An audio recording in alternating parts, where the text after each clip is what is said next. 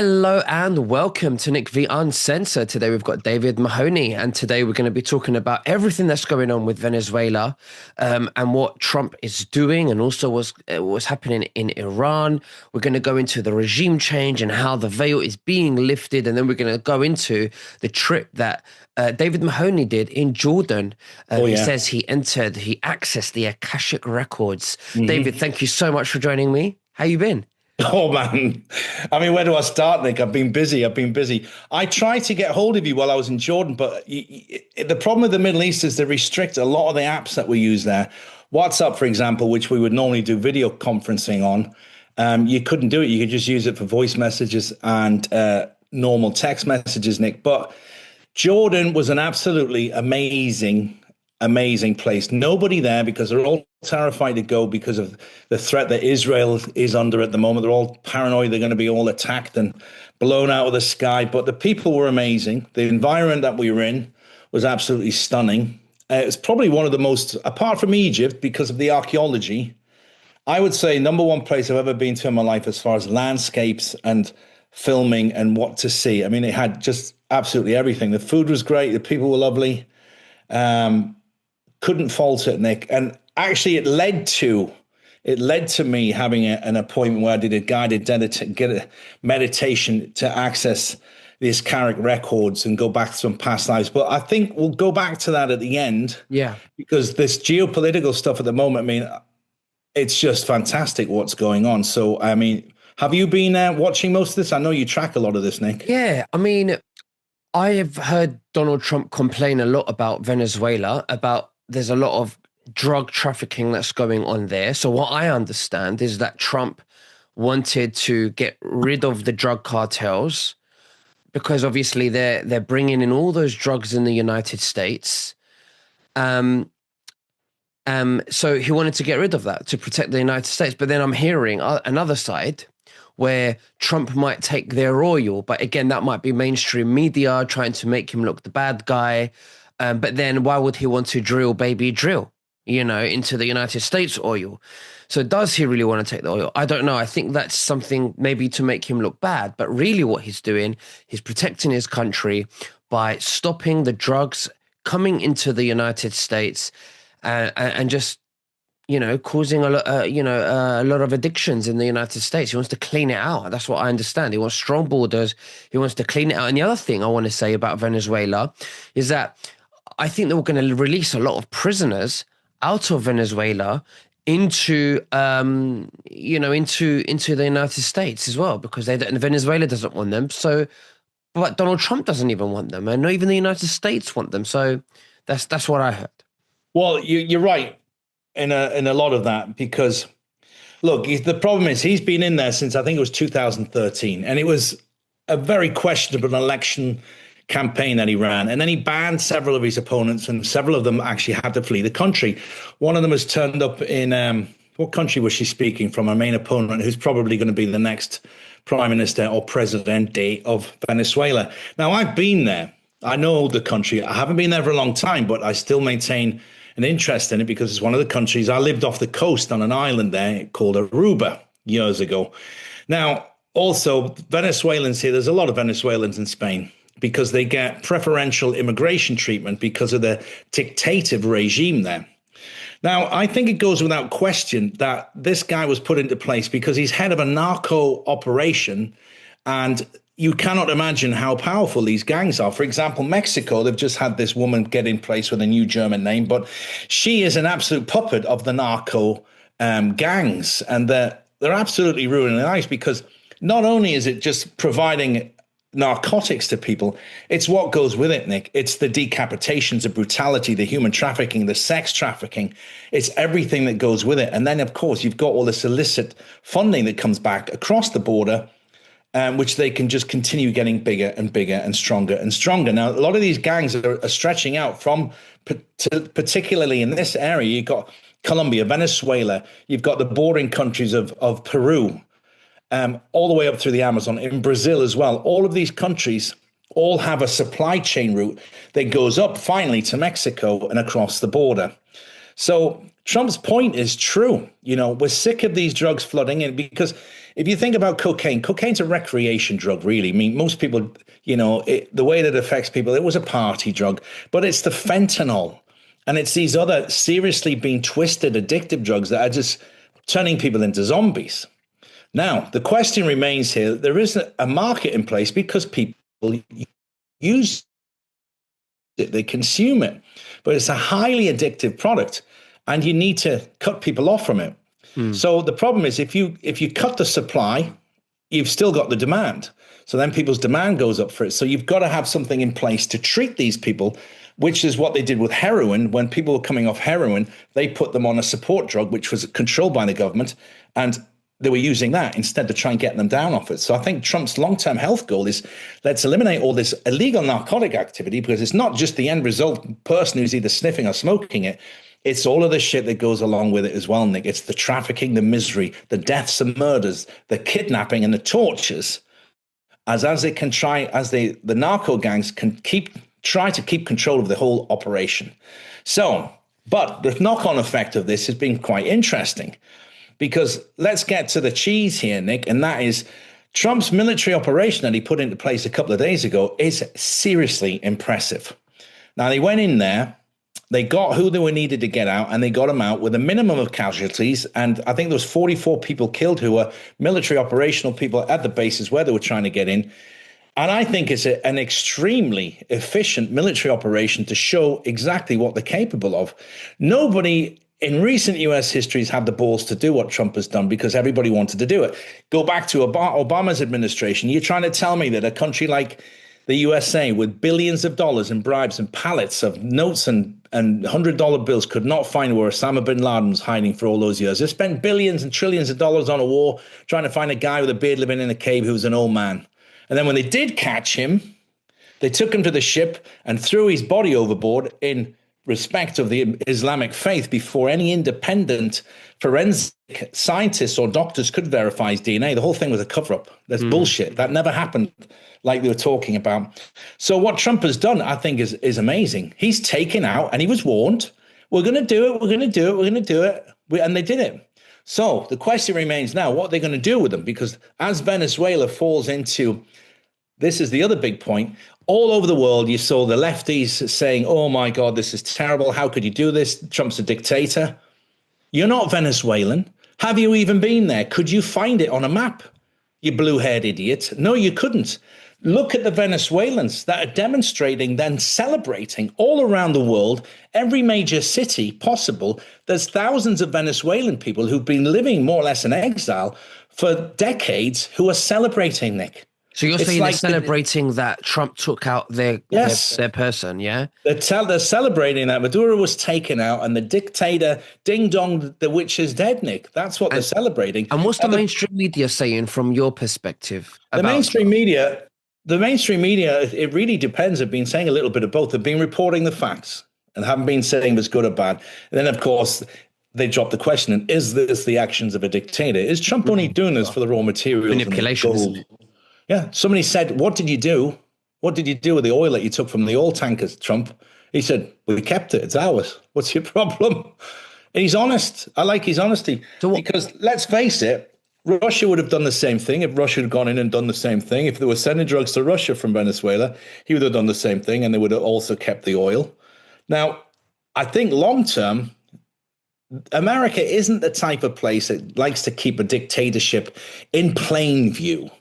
They will do manipulation. They will do regime places, meaning to put people in place that they can control, puppets, political puppets that put them in place. But at the end of the day, people will be able to walk down the street, Nick, and they'll be able to raise their families. The jobs will get better. The economy will rise. Because Venezuela, you know how dangerous it is there. You know, you cannot walk out at night. You can move around in the daytime, but most places, even if you wanted to walk 100 meters down the road to the local 7-Eleven, you'd be well advised to take a taxi or something. And the economy is two different economies. You've got the local Brazilian real, which is what people trade in, but then you've got the US dollar. And then you got the Venezuela. Bolivia. I heard there's a lot going on with Venezuela, obviously, and I hear that their currency will also revalue like the Iraqi dinar. you know? Yeah, because now you've got faith in it, you've got resilience in it, you've got, long term that there's going to be a stability. Because do you know how bad inflation was?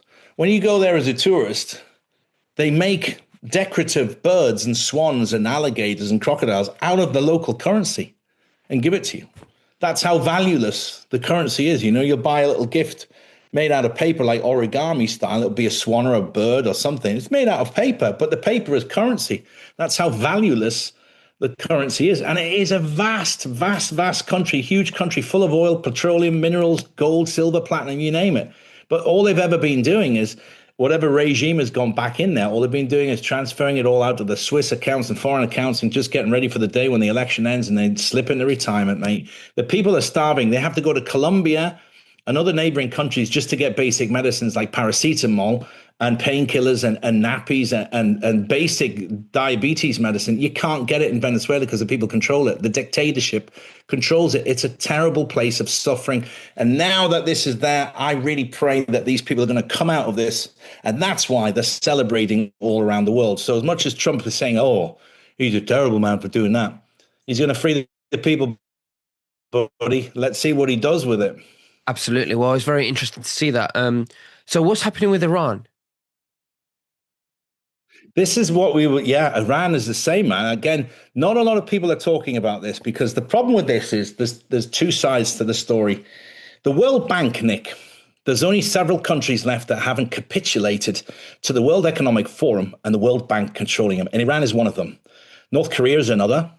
And there's a few other states in Africa that have said no as well. So Iran, since the 70s, when the Shah was moved out, Ayatollah Khomeini took over, and it went from mini skirts and sleeveless tops and ski resorts and beach resorts into extreme Islamic law, where every single woman had to cover their head. They weren't even allowed to drive. Now, because this veil of mist is lifting off all of this international stuff, all of these people that are coming out of this dictatorship scared to talk. Look what happened in, was it Romania? Romania a couple of weeks ago when the people said, no, we don't want this. And the government resigned. Or was it Bulgaria? It's one of those countries. Yeah, I should remember that. That's a little embarrassing, but okay, at least I'm honest. They all went on the streets. 6 million people demonstrated and the government capitulated and said no. So this veil of being scared and intimidated by your government is bleeding. It's slipping. And Iran is the same. So there's been hundreds of thousands of women have been stripping off their headgear, the traditional covering scarf, and burning it. They've been demonstrating on the streets. They've been turning against the government, saying we're not going to comply with this strict Sharia law bullshit anymore. We're not doing it. We want our rights back. We want to be able to wear what we want to wear, go where we want to go, because then, a lot of these people are not even allowed to walk the street by themselves. They have to have a man with them all the time. And in the 70s, 60s, it wasn't like that. You've got Syria, Iraq, Jordan, Iran, all these countries. What's the other ones out there? All of them were all very liberal. They were very westernized. They weren't on. All of a sudden, this huge Islamic influence came in and said, right, you lot, we're shutting you all down, but it's slipping. The people are rebelling and pushing back. Yeah. Mostly women, funny enough, mostly women. I mean, I want to say if I'm always going to continue doing, these geopolitical news because this is what my platform's about. It's about the truth. But we cover a lot of topics. And if some of you out there are listening to this thinking, and some of it feels like background noise, with the political stuff, or it feels too fake or scripted, or you're just not interested in it and you just want peace, it's because the veil's thinning and you are normal. It's normal for souls to feel like this right now. Because I feel it too. I'm still interested in it. But I'm kind of like looking over, at the back, like in the background to see what's going on. But it's not really the main course anymore. I'm feeling really connected, really peaceful. Everything is just falling down. The systems are collapsing. Digital ID, they're going to push it. People are going to wake up. A lot of people are going to refuse it, but a lot of people are going to accept it as well. But again, this is what soul sorting is. This is a soul sorting temporary simulation hologram. And then we're going to have the permanent split. and no one's going to notice it. It's going to be a nice, smooth transition. So keep connected within yourself. But now I want to go into, David, the Akashic Records that you went to because you went to Jordan. Why don't you tell me about that? All right. So actually, before I go there, in case I forget, Nick, I just want to add one thing for Please. you, for the sake of your viewers. You mentioned digital ID. Okay, so I've got a girl or a woman that's called Bianca or Blanca. I think Blanca. She sends me these messages a lot, and so thank you. I'll get a real name now. But she's basically sending me information about when you, as a UK passport holder, are going into Europe and they're asking you to scan your digital ID. So they're looking for your fingerprints. Bianca is her name, Bianca Booth. They're asking for your fingerprints and your retinal scan. Yeah, eyes and fingers. So what happens is you go to the machine, you put your fingers on the machine, and then you can. It says, "Do you agree? Do you come?" And if you hit no, it sends you to an old-fashioned guy who looks at your passport and stamps it. So the non-compliance, Nick, is what triggered this particular story I wanted to share. You don't have to do it. It's the way that they present it. People assume that you have to comply. But if you say, no, I don't want to do this, I'm not going to comply and give you all my access to my ID, my digital ID, I want to do it the old school way. They'll make it all more awkward. It might be 15-minute wait, but you've got to push back.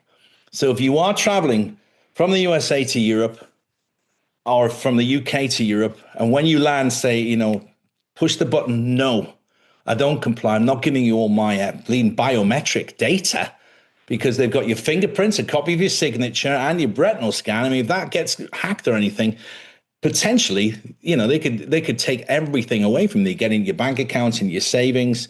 They could forge the documents on selling your home. It's so dangerous. And we don't tell me that these things are secure because every single year, some other large company gets hacked by some clever 16-year-old kid in his basement in Lithuania somewhere. And all that data goes off into the ether and nobody ever sees it again. So you can deny it and say no, but you've got to enforce it. Stand strong in your sovereignty and say, kiss my ass, I'm not going to do it. So just remember that, guys. That's for US people, and European people are not affected by this because we don't have to. Well, I have 2 passports, so I don't have to do it. But it's good to know. Right. Back into Jordan, Nick. Okay, so Jordan's been on my bucket list for many years. And I got it. My son was in Egypt as he travels around, and he's always jumping about. He said, hey, we haven't done a trip. Let's have a few days. I've got something interesting for you. But it's very bizarre, Nick, because I was told that I have to be in Egypt on December the 15th, between the 15th, 16th, 17th, somewhere around that, to anchor in an energy portal that's going to receive something. Now I was like, okay, this is a couple of weeks after I was in Hong Kong. I was like, what exactly do you mean? I said, don't worry about it. Just do this. So I had to go back to Egypt, 4th time I've been there, and put in an energy grid. So for something that's going to happen, and they didn't really tell me exactly what, they just said, do that. You have to go there. I had to bring a special item that I've got, which is a very large silver coin. It's 1 ounce. No, it's bigger than that. How much is it?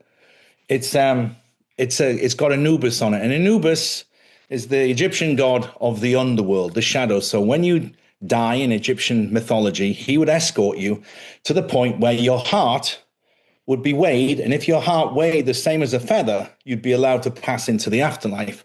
But if it didn't, you didn't go. So this means by the time you die, you have to clear all of your heart of hatred and vengeance and anger and spite and venom and being angry in general. You have to clear it all and have nothing but love in there. So when you eventually get escorted by Anubis to the weighing station of the scales, you can pass into the afterlife. But the coin also was respective of the Greek tradition, which was paying the ferryman to escort your soul across the ferry because you'd have to pay the ferryman. So the Greek paradise is called Hades. So they said, bring your coin that you've got with Anubis on it. I should have brought it out to show you, actually. We'll put it on pause in a second and I'll show you. And then that's for the ferryman. But you've got to anchor in an energy grid portal for something that we need. We're not sure, but they didn't tell me when. I thought it was going to happen straight away, but I don't think anything has happened straight away. So I said, that's really bizarre because I knew that. And then my son said, hey, why don't we go to Egypt? And I was like, I was laughing. There's my excuse. Because I would have probably said, no, it's too close to Christmas. So we'll go to Egypt. I get that done on day one. Everything went smooth with that. They said, great, off you go. And then we drove north and took a ferry from Egypt into Jordan. So we were sailing right up the Red Sea. We got Saudi Arabia on one side, Jordan in front, and we've got Egypt on the other side of us. So we went through all that chaos getting off the boat. But I arranged with a tour company. I said, okay, I want to do a certain few things. And they said, yeah, no problem. And they sent me the best people. So we were drivers. And then I got this archaeologist in Petra, Nick, who just filmed a show with Joanna Lumley and was the personal guide to the president of Poland. And this guy, Mahmoon is his name. If you're watching Mahmoon, outstanding job, brother. And what he taught me about Petra, navigation and early GPS, the camel trains coming right across the desert from thousands of years ago into Petra, offloading all the goods. I mean, the place was absolutely stunning. But how this ties into this Akashic record, Akashic. I was just going to say, I know I've just mispronounced that. It's okay. How that ties in was because an old friend of mine, who I met 7 years ago, has been watching my new material. And she contacted me. She said, what is going on with you? What's happened? I can't believe what I'm watching, because I've been doing so much for the spiritual stuff, the messages and the reinforcement and clearing your shadows, getting yourself better, getting yourself prepared. So I had initially a coffee, but it lasted 2.5 hours. And she said, I can see what's on both sides of you here. She said, I've got to get you to one of my specialized people for a guided meditation so you can access it, but you need to clear some stuff too. So I said, I love the sound of that. It's a skill I don't have. I'm really interested in doing it. So basically, it was a guided meditation where they take you in, and I found out a lot of things about me. For example, a lot of people watching my stuff hate me. She says, you have so many people that are jealous and they get really enraged by how relaxed and how good you do it and what you're doing, the places you're going. And it just seems that you're so relaxed and having a great time, but you're filming in places like Egypt and Jordan and Hong Kong 1 minute and, Cambodia last year. And it infuriates people, but they can't stop watching it because it's so good. So they're in conflict with each other. And I said, well, that's, what can I do? I can't, my stuff is free. I don't charge anybody for it. Then I had 2 really dark spells over me, Nick. This was pretty grim. One was a sabotage spell, trying to sabotage my work, sabotage my life, sabotage my businesses, which didn't work. Then I had a general dark place. She said black magic. So we found out who placed them. We know who it is. I said that it's probably this person or this person. Yes. So we had to go in and clear that. And that was really interesting because she says, do you not feel there's a pressure on your shoulders all the time? I said, yeah, I do. Often I get that pushing me over and I have to straighten up. So we broke those, sent that back, cleared that, and then we started talking about past lives. Now, a lot of that is very personal, but the stuff she was telling me, I was laughing about it because I was like, yeah, that explains why I'm going there. For example, Roman stuff and Egyptian stuff. And now I felt a lot of this, but she said, I said, what can I expect? What can I expect? She says, well, some people see it and some people feel it. It depends what a good meditator you are. I said, I'm non-existent. I can't do it. So this was just a very mild one. I'm absolutely conscious. I remember my face was itchy and, it wasn't, I was out of it and astral traveling, but it was the ceremony, because then what happens is she said, look, you have a lot of karmic contracts that are still open. So basically, when you have an incarnation, you finish it. And if you don't do it properly, you got to go back and do it again. And she said, you have a lot of people, or that it's the same person. Well, that could be the false light. Yeah. Well, actually, I won't share that as personal. Absolutely, we're talking about that walking towards the light when you think, that's where you're supposed to go, but it isn't, because they keep recycling this energy, which we talked about. But it basically said, this is where you've been. This is what's a recurring pattern in all of your past histories.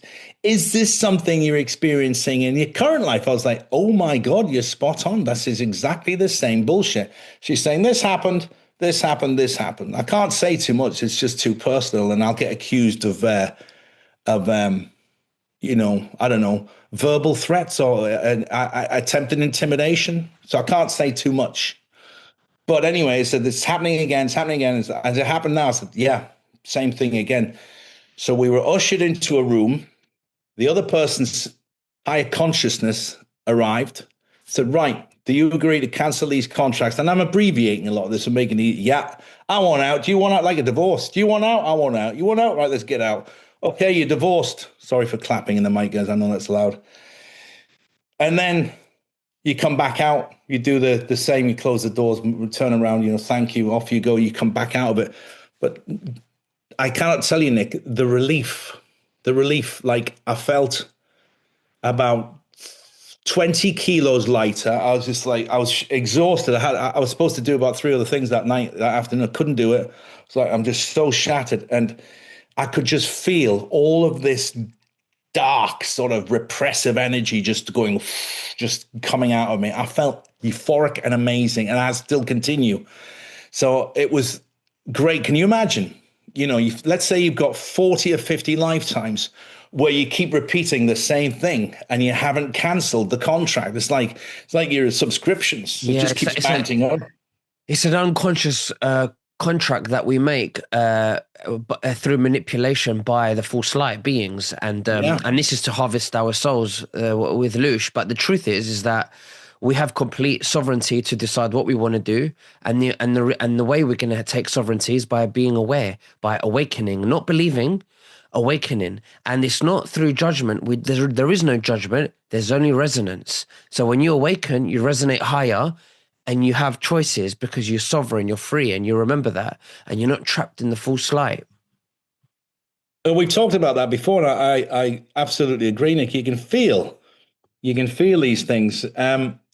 So what I'm going to do now, this is for the sake of the audience, I've got an interview planned with this woman who set up a whole network of experts. So my one was breaking karmic contracts and accessing these records. But you can also do relieving childhood trauma, understanding your soul journey. And she's got all these specialists that are being put into place for people to be helped by. So I'm going to do an interview with her, a recorded interview in a couple of weeks. We got it planned. And then I'm going to release her information out and say, right, if you want to continue, if you're interested in doing what I've done, because I'm going to do another 3 or 4. I've got some other things I need to figure out and clear, actually. I've got something still tied in with my mother, which, although she's dead, I still have to clear that. But I'm going to put her details out so people can see it.